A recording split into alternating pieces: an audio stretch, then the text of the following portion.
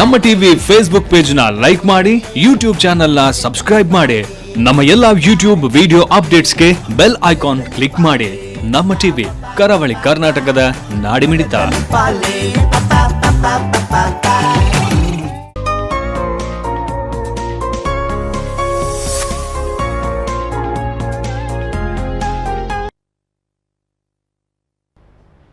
ನಮಸ್ಕಾರ ವೀಕ್ಷಕರೇ, ನಮ್ಮ ಟಿವಿ ಅರ್ಪಿಸುತ್ತಿರುವ ಹಾಗೂ ಯುನಿಟಿ ಹಾಸ್ಪಿಟಲ್ ಮಂಗಳೂರು ಇವರ ಪ್ರಾಯೋಜಕತ್ವದ ನೇರ ಪ್ರಸಾರ ಕಾರ್ಯಕ್ರಮ ಆರೋಗ್ಯ ಸ್ಪರ್ಶ.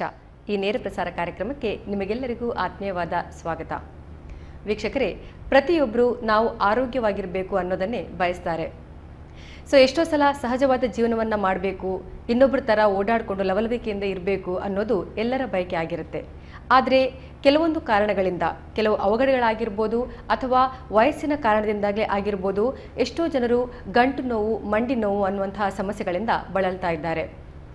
ಕೆಲವರಿಗೆ ಕೂತ್ರೆ ನಿಲ್ಲಕ್ಕಾಗಲ್ಲ, ತುಂಬ ಹೊತ್ತು ನಿಲ್ಲಕ್ಕಾಗಲ್ಲ ಅಥವಾ ತುಂಬ ಹೊತ್ತು ನಡೆಯೋದಕ್ಕಾಗಲ್ಲ.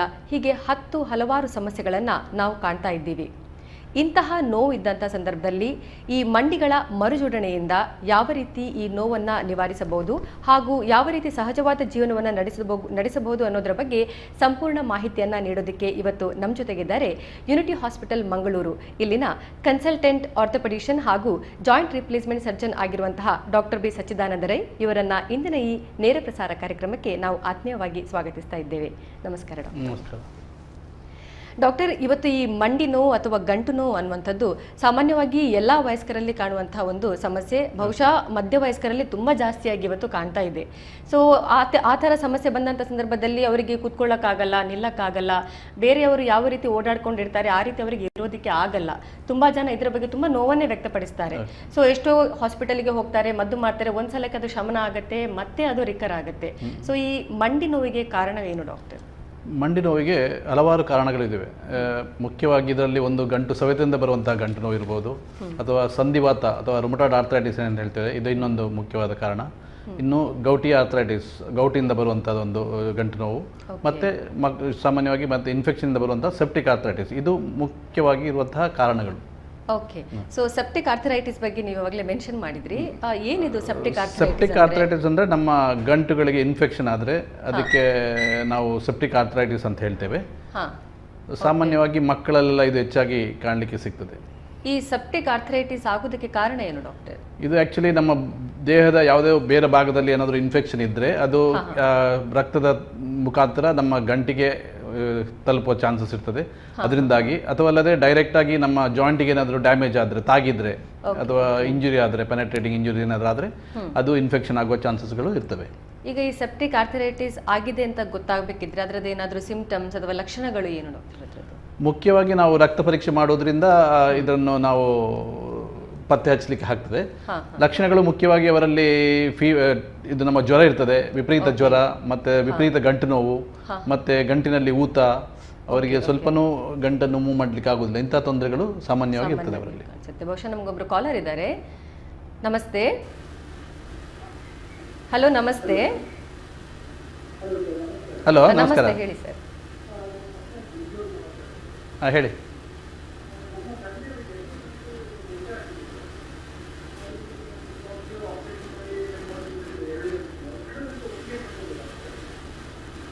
ಎರಡು ಗಂಟು ಆಪರೇಟ್ ಆಗಿದೆ ಅಲ್ಲ?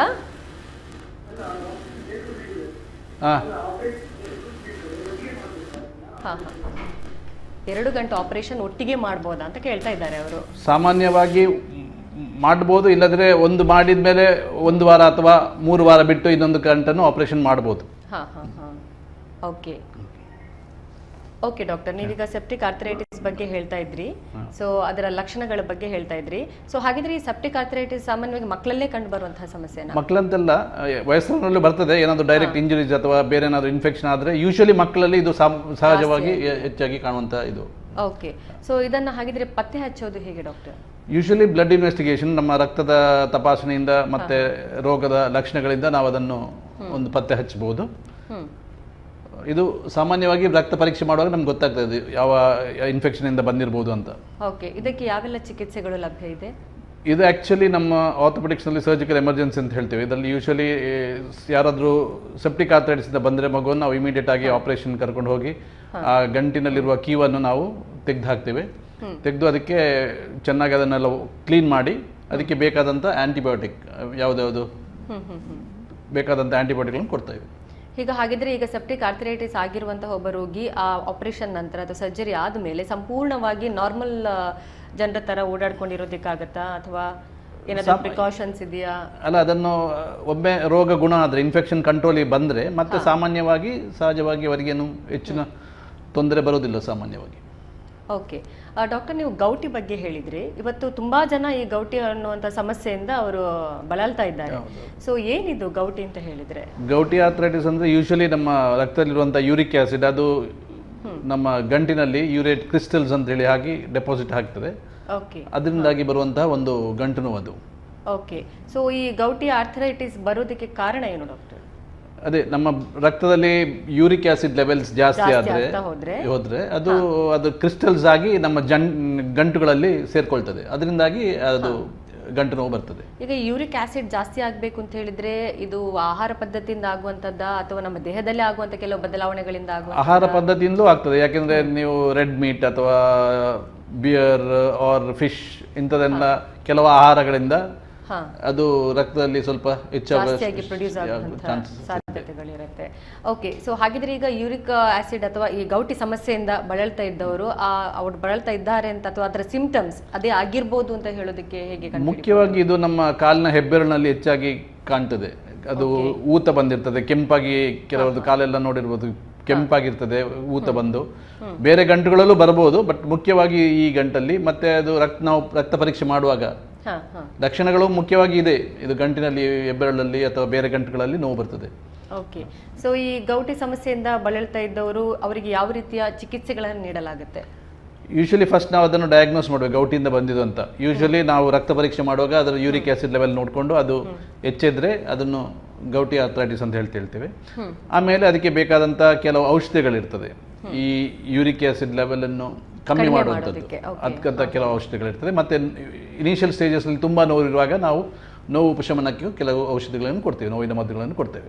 ಇಲ್ಲಿ ಗೌಟಿ ಬಂದಾಗ ಸರ್ಜರಿ ಮಾಡುವಂತಹ ನೆಸೆಸಿಟಿ ಏನಾದರೂ ಇರುತ್ತಾ? ಆ ಸಮಯದಲ್ಲಿ ಬೇಕಾಗಿರೋದಿಲ್ಲ. ಯೂಶಲಿ ಅದನ್ನು ನಮ್ಮ ನೋವನ್ನು ಕಮ್ಮಿ ಮಾಡಲಿಕ್ಕೆ, ಅದರಿಂದಾಗಿ ಮುಂದೆ ಡ್ಯಾಮೇಜ್ ಆಗಿ ಏನಾದರೂ ಗಂಟುಗಳು, ದೊಡ್ಡ ಗಂಟುಗಳು ಏನಾದರೂ ಇದಾದರೆ ಅದಕ್ಕೆ ಸರ್ಜರಿಗೆ ಅವಶ್ಯಕತೆ ಇರ್ತದೆ. ಸಾಮಾನ್ಯವಾಗಿ ಗೌಟಿ ಆರ್ಥರೈಟಿಸ್ಗೆ ಅಂತೇಳಿ ಸರ್ಜರಿ ಮಾಡೋದಿಲ್ಲ. ಅದರಿಂದಾಗಿ ಲೇಟರ್ ಸ್ಟೇಜಸ್ನಲ್ಲಿ ಡ್ಯಾಮೇಜ್ ಆದರೆ, ಗಂಟುಗಳು ಡ್ಯಾಮೇಜ್ ಆದರೆ ಆ ಸಮಯದಲ್ಲಿ ನಾವು ಶಸ್ತ್ರ ಚಿಕಿತ್ಸೆ ಮಾಡುವಂಥ. ಇದಕ್ಕೆ ಈ ಗೌಟಿ ಆರ್ಥರೈಟಿಸ್ ಏನಿದೆ ಇದು ಇದಕ್ಕೆ ಏನಾದರೂ ವಯಸ್ಸಿನ ಮಿತಿ ಇದೆಯಾ ಅಥವಾ ಇಂಥ ವಯಸ್ಸಿನಲ್ಲಿ ಸಾಮಾನ್ಯ ಎಲ್ಲರಲ್ಲಿ ಕಂಡು ಬರುತ್ತಾ, ಹಾಗೇನಾದ್ರೂ ಇದೆಯಾ? ಎಲ್ಲರಲ್ಲೂ ಕಾಣ್ಬೋದು. ಹೆಚ್ಚಾಗಿ ಪುರುಷರಲ್ಲಿ ಹೆಚ್ಚಾಗಿ ಕಾಣಲಿಕ್ಕೆ ಸಿಗ್ತದೆ ಇದು. ಮತ್ತೆ ಇದಕ್ಕೆ ನಿರ್ದಿಷ್ಟ ಕಾರಣಗಳು ಅಂದರೆ ಇರುವುದಿಲ್ಲ. ಆ್ಯಕ್ಚುಲಿ ಅದು ಆಹಾರ ಪದ್ಧತಿಯಿಂದಾಗಿಯೂ ಬರ್ಬೋದು, ಇಲ್ಲದ್ರೆ ಕೆಲವರಷ್ಟಕ್ಕೆ ತನ್ನಷ್ಟಕ್ಕೇನು ಕಾಣಿಸ್ಕೊಳ್ಬೋದು. ಓಕೆ, ಬಹುಶಃ ನಮಗೊಂದು ಕಾಲರ್ ಇದ್ದಾರೆ. ಹಲೋ ಹಲೋ, ನಮಸ್ತೆ, ಹೇಳಿ ಅಮ್ಮ. ಆಕ್ಚುಲಿ ನನ್ನ ಕಾಲು ಆಪರೇಷನ್ 4 ವರ್ಷ ಆಗಿ. ಓಕೆ, ಸೊ ಇವಾಗ 1.5 ವರ್ಷದಿಂದ ಎರಡು ಗಂಟು ಒಂಥರ ನೋವು ಫೀಲ್ದಂಗೆ ಆಗ್ತಾ ಇದೆ, ಸ್ವಲ್ಪ ಬಲ ಇದ್ದಂಗೆ. ಓಕೆ, ಸ್ವಲ್ಪ ಹೈಸ್ಟ್ ಕಾಣ್ತಿದೆ. ಏನು ಆಪರೇಷನ್ ಮಾಡಿದ್ರ? ಕಾಲು ಅಂದ್ರೆ ಆಕ್ಸಿಡೆಂಟ್ ಕಾಲು. Okay okay. ಅದು ಕಾಲು ಬಾಲ ಇನ್ನೊಂದು ಕಾಲಿಗೆ ಬಲ ಆಗ್ತಾ ಇದ್ದೀನಿ. ಸೊ ಎರಡು ಕಾಲಿಗೆ ಈಗ ತುಂಬಾ ಎಫೆಕ್ಟ್ ಆಗಿದೆ. ನಿಮ್ಮ ವಯಸ್ಸೆಷ್ಟಮ್ಮ? 27. Okay okay. ಗಂಟಿಗೆ ತಾಗಿತ್ತಾ ಅಲ್ಲ ಬೇರೆ?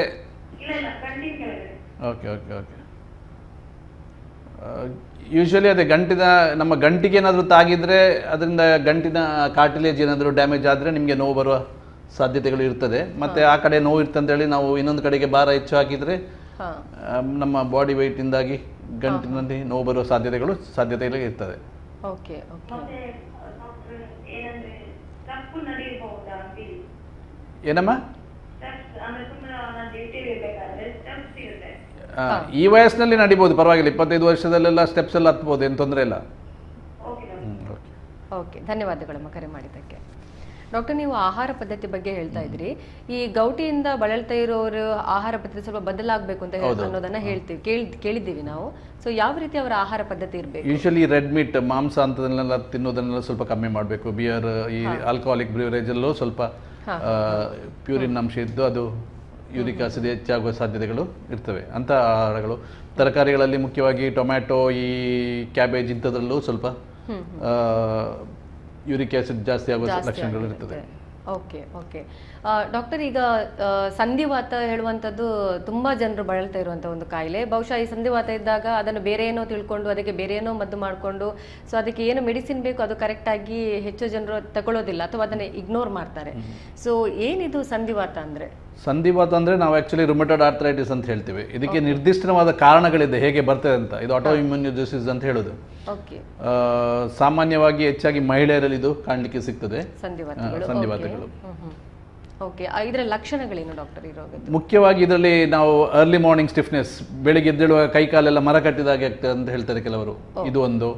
ಮತ್ತೆ ಈ ಚಿಕ್ಕ ಚಿಕ್ಕ ಕೈಯ ಮತ್ತು ಕಾಲಿನ ಚಿಕ್ಕ ಗಂಟುಗಳಲ್ಲಿ ಹೆಚ್ಚಾಗಿ ಇದು ಕಾಣಿಸ್ಕೊಳ್ತದೆ. ಮತ್ತೆ ನಿಮ್ಮ ದೊಡ್ಡ ಗಂಟುಗಳು ಬರ್ತದೆ, ಬಟ್ ಮೇನ್ಲಿ ಇದು ಬೆಳಿಗ್ಗೆ ಎದ್ದೇಳುವಾಗ ಕೈ ಗಂಟುಗಳು ಇದಾಗೋದು, ಸ್ಟಿಫ್ ಆಗೋದು, ಮತ್ತೆ ಗಂಟುಗಳಲ್ಲಿ ನೋವು, ಇದು ಇದರ ಮುಖ್ಯ ಲಕ್ಷಣಗಳು. ಓಕೆ, ಕೆಲವರು ಈ ಸಂಧಿವಾತನ ಗ್ಯಾಸ್ಟ್ರಿಕ್ ಪ್ರಾಬ್ಲಮ್ ಅಥವಾ ಬೇರೆ ಯಾವುದಕ್ಕೂ ಕನೆಕ್ಟ್ ಮಾಡ್ತಾರೆ. ಸೊ ಸಂಬಂಧ ಇಲ್ಲ. ಓಕೆ, ಸೊ ಹಾಗಿದ್ರೆ ಈ ಸಂಧಿವಾತವನ್ನ ಅದನ್ನು ಕೂಡ ಬ್ಲಡ್ ಟೆಸ್ಟ್ ಮುಖಾಂತರನೇ ಫೈಂಡ್ ಔಟ್ ಮಾಡ್ತಾರಾ ಹೇಗೆ? ಅದೇ ನಾವು ಅದಕ್ಕೆ ಕೆಲವು ಬ್ಲಡ್ ಟೆಸ್ಟ್ಗಳಲ್ಲಿ ಗೊತ್ತಾಗ್ತದೆ. ಬಟ್ ನಾವು ಈ ರೋಗದ ಒಂದು ಸಿಂಪ್ಟಮ್ಸ್ ಇಂದ ಮತ್ತೆ ಅದು ನಾವು ಅದಕ್ಕೆ ಸ್ಪೆಸಿಫಿಕ್ ಟೆಸ್ಟ್ಗಳಿರ್ತದೆ, ಅದನ್ನು ಮಾಡಿದಾಗ ನಮಗೆ ಇದು ಸಂಧಿವಾತದಿಂದ ಬಂದಿರಬಹುದು ಅಂತ ಪತ್ತೆ ಹಚ್ಚಲಿಕ್ಕೆ ಆಗುತ್ತೆ. ಇದಕ್ಕೆ ಇರುವ ಚಿಕಿತ್ಸಾ ವಿಧಾನಗಳೇನು? ಇದು ಆಕ್ಚುಲಿ ನಾವು ಅದನ್ನು ಕ್ಯೂರ್ ಮಾಡಲಿಕ್ಕೆ ಆಗೋದಿಲ್ಲ. ಇದಕ್ಕೆ ನಾವು ಡಿಸೀಸ್ ಮಾಡಿಫೈಯಿಂಗ್ ಡ್ರಗ್ಸ್ ಅಂತ ಕೊಡ್ತೇವೆ. ಇದನ್ನು ವಿಪರೀತ ಆಗದ ಹಾಗೆ ತಡೆ ಹಿಡಿಯುವ ಹಾಗೆ, ವಿಪರೀತ ಆಗದೆ ಕೆಲವರು ನೀವು ನೋಡಿರ್ಬೋದು ಕೈಗಳ ಡಿಫಾರ್ಮಿಟೀಸ್ ಎಲ್ಲ, ಕೆಲವರಲ್ಲಿ ಕೈ ಕಾಳುಗಳಲ್ಲಿ ಬೆರಳುಗಳೆಲ್ಲ ಡಿಫಾರ್ಮಿಟೀಸ್ಗಳನ್ನು ನೀವು ನೋಡಿರ್ಬೋದು. ಇದು ಆಕ್ಚುಲಿ ಇದಕ್ಕೆ ಟ್ರೀಟ್ಮೆಂಟ್ ತಗೊಳ್ಳೋದಿದ್ರೆ ಆ ಸ್ಟೇಜಿಗೆ ಹೋಗೋ ಸಾಧ್ಯತೆ ಇರ್ತದೆ. ಸಮಯದಲ್ಲಿ ಕರೆಕ್ಟಾಗಿ ಟ್ರೀಟ್ಮೆಂಟ್ ತಗೊಂಡು ಅದನ್ನು ಕಂಟ್ರೋಲಲ್ಲಿ ಇಟ್ಕೊಂಡ್ರೆ ನೀವು ಇದರಿಂದ ಡಿಫಾರ್ಮಿಟಿ ಆಗೋದನ್ನು ತಡೆ ಹಿಡಿಬಹುದು ನಾವು. ಓಕೆ, ಸೊ ಈ ಸಂಧಿವಾತಕ್ಕೆ ಮತ್ತೆ ಏನಾದರೂ ಆಹಾರ ಪದ್ಧತಿ ಅಥವಾ ಜೀವನ ಶೈಲಿಯಲ್ಲಿ ಏನಾದರೂ ಬದಲಾವಣೆಗಳನ್ನು ಮಾಡಬೇಕಾಗುತ್ತಾ? ಆಹಾರ ಪದ್ಧತಿಗೆ ಮತ್ತೆ ಇದಕ್ಕೆ ಇದಿಲ್ಲ, ಇದು ಏನು ಕನೆಕ್ಷನ್? ಇದು ಆಟೋ ಇಮ್ಯುನಿಟಿ ಡಿಸೀಸ್. ಇದರಿಂದಾಗಿ ಯಾವ್ದು ಅಂದ್ರೆ ಕೆಲವರಿಗೆ ತುಂಬಾನೇ ಆತರ ಎಸಂಪ್ಷನ್ ಇದೆ, it could be illusion also. ಅಂದ್ರೆ ಸಂಧಿವಾತ ಇದ್ದ ಕೂಡಲೇ ಇಂಥ ಆಹಾರಗಳನ್ನು ಅವಾಯ್ಡ್ ಮಾಡಬೇಕು, ಅವಾಗ ಬರೋದಿಲ್ಲ ಆ ತರ ಏನಾದ್ರು? ಏನು ಇಲ್ಲ, ಆಹಾರ ಪದ್ಧತಿಯಲ್ಲಿ ಇದು ಮಾಡಬೇಕಾಗಿಲ್ಲ. ಓಕೆ, ಮತ್ತೆ ಈ ಗಂಟು ಸವೆತದಿಂದ ಬರುವಂತಹ ಒಂದು ನೋವು ಇರುತ್ತೆ, ಅದು ಸಾಮಾನ್ಯವಾಗಿ ನಮ್ಗೆ ಈಗ ನಮ್ಮ ದೇಶದಲ್ಲಿ ನೋಡುವಂತ ಕಾಯಿಲೆಗಳಂದ್ರೆ ಸಂಧಿವಾತ, ಇದು ಗಂಟು ಸವೆತದಿಂದ ಬರೋದು, ಅದಕ್ಕೆ ಆಸ್ಟಿಯೋಆರ್ಥರೈಟಿಸ್ ಅಂತ ಹೇಳ್ತೇವೆ. ಇದು ಯೂಶುವಲಿ ನಮ್ಮ 60 ವರ್ಷದ ಮೇಲೆ, ಸಾಮಾನ್ಯವಾಗಿ ನಮ್ಮ ಭಾರತ ದೇಶದಲ್ಲಿ ನಮ್ಮ ನೀ ಜಾಯಿಂಟ್ ಅಥವಾ ಮೊಣಗಂಟು ಹೆಚ್ಚಾಗಿ, ಯಾಕೆಂದ್ರೆ ನಾವು ಹೆಚ್ಚಾಗಿ ನೆಲದಲ್ಲಿ ಕೂತ್ಕೊಂಡು ಮಾಡೋದ್ರಿಂದ ಕಾಲಿನ ಸವೆತ ಜಾಸ್ತಿ ಆಗ್ತಾ ಹೋಗ್ತದೆ, ಮೊಣಗಂಟಿನ ಸವೆತ ಜಾಸ್ತಿ ಆಗ್ತಾ ಹೋಗ್ತದೆ. ಓಕೆ, ಸೊ ನಿಂತ್ಕೊಂಡು ಜಾಸ್ತಿ ಕೆಲಸ ಮಾಡಿದ್ರು ಕೂಡ ನಿಂತ್ಕೊಂಡ್ರೆ ಆಕ್ಚುಲಿ ಹೆಚ್ಚಾಗುದಿಲ್ಲ. ನಾವು ಕೂತ್ಕೊಂಡು ಈ ಪ್ರೇಯರಿಗೆ ಅಥವಾ ನಮ್ಮ ಊಟಕ್ಕೆ ಇಲ್ಲಿ ದೇಶದಲ್ಲಿ ಇಂಡಿಯನ್ ಟಾಯ್ಲೆಟ್ ಯೂಸ್ ಮಾಡೋದ್ರಿಂದೆಲ್ಲಾಗಿ ಕಾಲನ್ನು ನಾವು ಕಂಪ್ಲೀಟ್ ಬೆಂಡ್ ಮಾಡ್ತಾ ಇರ್ತೀವಿ. ಇದು ರಿಪೀಟೆಡ್ ಆಗಿ ಹಾಗೆ ಮಾಡ್ತಾ ಇರುವಾಗ ಗಂಟಿನಲ್ಲಿರುವಂತ ಕಾರ್ಟಿಲೇಜ್ ಅಂತ ಹೇಳ್ತೀವಿ ನೋಡಿ, ಇದು ಸಾಮಾನ್ಯ ಈ ಗಂಟು ಹೀಗಿರ್ತದೆ, ಇದು ಈ ಗಂಟು. ಇದು ನಾವು ಪ್ರತಿ ಸರ್ತಿ ಮೂವ್ಮೆಂಟ್ ಆದಾಗ ಇದು ತಿಕ್ಕಿ ಅದರಲ್ಲಿದ್ದಂಥ ಕಾರ್ಟಿಲೇಜ್ ಅಂದ್ರೆ ಸಾಫ್ಟ್ ಒಂದು ನಮ್ಮ ಒಂದು ಅದನ್ನು ಡ್ಯಾಮೇಜ್ ಆಗದಾಗೆ ನೋಡುವಂಥ ಒಂದು ಕವಚ ಇರ್ತದೆ, ಅದು ಯೂಶಲಿ ಸವೆದು ಹೋಗಿ ಹಾಗೆ ನೋವು ಬರುವಂಥ ಸಾಧ್ಯತೆಗಳಿರುತ್ತೆ. ಸೊ ಈ ಗಂಟು ನೋವನ್ನ ಯಾವ ರೀತಿ, ಗಂಟು ಸವೆತದ ನೋವನ್ನು ಯಾವ ರೀತಿ ಪತ್ತೆ ಹಚ್ಚಬಹುದು? ಇದು ಸಾಮಾನ್ಯವಾಗಿ ಬರೀ ಎಕ್ಸ್ರೇ ತೆಗೆದ್ರೆ ನಮಗೆ ಗೊತ್ತಾಗ್ತದೆ. ಇದರಲ್ಲಿ ಬೇರೆ ಸ್ಪೆಸಿಫಿಕ್ ರಕ್ತ ಪರೀಕ್ಷೆ ಏನು ಮಾಡಬೇಕಾಗಿಲ್ಲ. ಸವೆತದ್ದು ಯೂಶಲಿ ಒಂದು ಎಕ್ಸ್ರೇ ಮಾಡೋದ್ರಿಂದ ನಮಗೆ ಅದನ್ನು ಪತ್ತೆ ಹಚ್ಚಬಹುದು. ಓಕೆ, ಸೊ ಹಾಗಿದ್ರೆ ಈ ಗಂಟು ಸವೆತಕ್ಕೆ, ಈ ನೋವಿಗೆ ಇರುವಂತಹ ಚಿಕಿತ್ಸೆಗಳ ಬಗ್ಗೆ ಹೇಳಿ ಡಾಕ್ಟರ್. ಮುಖ್ಯವಾಗಿ ಅರ್ಲಿ ಸ್ಟೇಜಸ್ನಲ್ಲಿ ನಾವು ಅದಕ್ಕೆ ಫಿಸಿಯೋಥೆರಪಿ ಅಥವಾ ಈ ಎಕ್ಸಸೈಸ್ ಅನ್ನೆಲ್ಲ ಹೇಳಿಕೊಡ್ತೇವೆ. ನಾವು ಲಯಬದ್ಧವಾದಂಥ ಎಕ್ಸಸೈಸ್ ಮಾಡೋದ್ರಿಂದ ಅದನ್ನು ಸ್ವಲ್ಪ ಕಂಟ್ರೋಲಲ್ಲಿ ಇಡ್ಬೋದು. ಸವೆತನ್ನು ಈಗ 50 ವರ್ಷಕ್ಕೆ ಆಗೋದನ್ನು 40 ವರ್ಷ ತನಕ ನೋವಿಲ್ಲದಾಗೆ ನೋಡ್ಕೊಳ್ಬೋದು. ಹಾಗೆ ಇಂಜೆಕ್ಷನ್ಸ್ಗಳಿದೆ ಕೆಲವು, ಗಂಟಿನಲ್ಲಿ ಸವೆತ ಕಮ್ಮಿ ಆಗದಾಗೆ ನಮ್ಮ ಇರುವಂಥ ಫ್ಲೂಯಿಡ್ನ ಥರನೇ ಇನ್ನೊಂದು ಆರ್ಟಿಫಿಷಿಯಲ್ ಆಗಿ ಸಿಗ್ತದೆ, ಅದನ್ನು ನಾವು ಇಂಜೆಕ್ಟ್ ಮಾಡ್ತೇವೆ ಓಕೆ ಅಂತ. ಅದಲ್ಲದೆ ಬ್ರೇಸಸ್ ಬರ್ತದೆ, ಈಗ ಬೆಲ್ಟಿನಾಗೆ ಕೆಲವೆಲ್ಲ ಬರ್ತದೆ, ಅದನ್ನೆಲ್ಲ ಅರ್ಲಿ ಸ್ಟೇಜಸ್ನಲ್ಲಿ ಆರ್ಥರೈಟಿಸ್ ಅಲ್ಲಿ ಯೂಸ್ ಮಾಡಿದರೆ ಸ್ವಲ್ಪ ನೋವು ಕಮ್ಮಿ ಆಗ್ತದೆ. ಮತ್ತೆ ನೋವಿನ ಮಾತ್ರೆಗಳು, ಸಾಮಾನ್ಯವಾಗಿ ತುಂಬ ನೋವಿದ್ರೆ ನೋವಿನ ಮಾತ್ರೆಗಳನ್ನು ತಗೊಳ್ತೇವೆ. ಓಕೆ, ಸೊ ಈ ಗಂಟು ನೋವು ಬರದೇ ಇರುವ ಹಾಗೆ ಏನಾದರೂ ಪ್ರಿವೆನ್ಷನ್ ಮೆಷರ್ಸ್ ಇದೆಯಾ? ಅದೇ ಈಗ ಎಲ್ಲೆಲ್ಲಿ ಆದಷ್ಟು ಸ್ಟೇರ್ ಕ್ಲೈಂಬಿಂಗ್ ಅಂತದ್ದು, ಈ 60-70 ವರ್ಷ ಆದಮೇಲೆ ನಾವು ಸ್ಟೇರ್ ಕ್ಲೈಂಬ್ ಮಾಡೋದನ್ನು ಆದಷ್ಟು ಕಮ್ಮಿ ಮಾಡಬೇಕು, ನೆಲದಲ್ಲಿ ಕೂತ್ಕೊಳ್ಳೋದನ್ನು, ಮತ್ತು ನಮ್ಮ ವೆಯ್ಟ್ ಕಮ್ಮಿ ಮಾಡೋದ್ರಿಂದಲೂ ತುಂಬ ಕಂಟ್ರೋಲಿಗೆ ಬರ್ತದೆ, ಕಡಿಮೆ ಮಾಡ್ಬೋದು. ಆಮೇಲೆ ಈ ಜಾಯಿಂಟ್ ರೀಪ್ಲೇಸ್ಮೆಂಟ್ ಬಗ್ಗೆ ನಾವು ಕೇಳಿದ್ದೇವೆ, ಜಾಯಿಂಟ್ ರೀಪ್ಲೇಸ್ಮೆಂಟ್ ಸರ್ಜರಿ ಅಂತ ಹೇಳ್ತಾರೆ, ಇದಕ್ಕೆ ಏನಿದು ಡಾಕ್ಟರ್?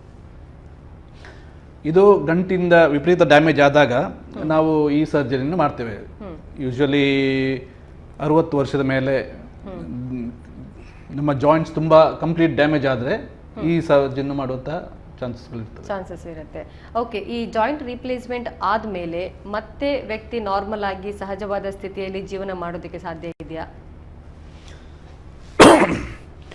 ಆ್ಯಕ್ಚುಲಿ ಯೂಶಲಿ ಇದು ಮೇನ್ ಸರ್ಜರಿ ಮಾಡೋದು ಅವರಿಗೆ ಗಂಟಿನಲ್ಲಿ ನೋವಿರೋದ್ರಿಂದ, ಗಂಟು ಡ್ಯಾಮೇಜ್ ಆಗಿ ಗಂಟಿನಲ್ಲಿ ಕೆಲವು ಸರ್ತಿ ಅವರಿಗೆ ನಡೆದಾಡಲಿಕ್ಕೆ ತೊಂದರೆ ಆಗ್ತದೆ. ಆ ಸಮಯದಲ್ಲಿ ಇದನ್ನು ಸರ್ಜರಿ ಮಾಡೋದ್ರಿಂದ ಸರಿ ಮಾಡ್ಕೊಳ್ಬೋದು.